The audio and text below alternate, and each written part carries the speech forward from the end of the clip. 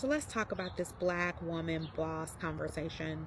And this actually is perfect timing because I was actually having a conversation internally about where I was expecting to start taking my content and conversations about career and career development, because I keep seeing on this app a lot of young black corporate professionals really just kind of in a sullen place where they don't feel like they have a lot of mentorship or leadership. I've seen a young black man say, once they got you in a salary job, they got you. And I'm like, well, it balances out, but you have to get further and further into your career. I'm sitting in my backyard, and it is, just now 5 o'clock, right? Um, so I say that to say that this is a good conversation to have. So let's get into it. I think we need to stop telling people how their lived experience is. And yes, there are some places where it feels like it is a white supremacist, lens or any of that. But I want to talk a little bit back, step back a little bit and think, why is it that the overwhelming consensus of young professionals is that older black women are not for them, or they're not advocates, or they're not mentors, or they're not good bosses, right? There can't be a stereotype without a little bit of truth in it. The worst boss I'm going to tell you I ever had was a black woman. Well, the other one was a gay white man, but that had nothing to do with him being gay or white. It just was we did not mesh together. And I think what is more important is that we as older black women, and I'm speaking to my a woman in the prime of my career. I am a senior vice president at a company, a major corporation globally. The work that I do is seen by millions of people. The things and projects that I own are $1 million projects, multi-million-dollar projects, and the work that I put out is seen by millions of people. Full stop.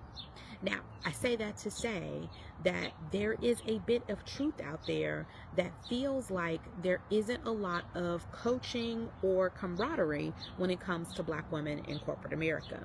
And I'm saying that as a black woman who has the desire to be a leader and teacher and coacher and mentor of others. I've even seen it recently here on this app where I saw a young brother. He was like, early in his career, like he's like two to 5 years experience, right? And he goes, man, once they got you in this salary job, they really got you over a barrel. And I was kind of like, whoa. It's going to take you about 10 to 15 years for that to start evening out, right? And I mean that to say that early in my career, I did not have the flexibility. I had to pay my dues and do my due diligence.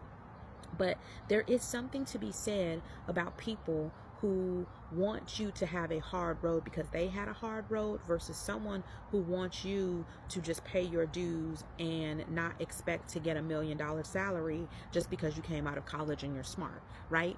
I want there to be an honest conversation about people's lived experiences with black women who may or may not have either had really good training, been really self-aware about how they come off or are perceived in the workplace, do not feel like they have the ability to work, to be coachable and to coach. And those two things are very, very different, right? You can be a really good individual contributor, but a terrible, terrible manager. And once you get someone in underneath you, I have hired, I have fired, I have done all of those things. So I'm saying this from a perspective of a person who has read resumes, written resumes, gotten people hired, gotten people fired, fired people myself, managed, given other people pips, given other people coaching, giving people raises. I've done all of the things in that realm throughout my 20 something plus year career. And I think it is worth a conversation, not to just to fall on the sword of like, oh, it's white supremacy. There is something out there, and I don't believe all, right? Because again, I was a manager, I've managed people, I'm still in contact with most of the people that I've managed today. I still get people contacting me, asking me about career advice and or references, right? And some of those people I haven't worked with in 10 plus years. But it matters because we cannot override people's experiences. And yes, it is a sad state of affairs when we say something about just blanketly.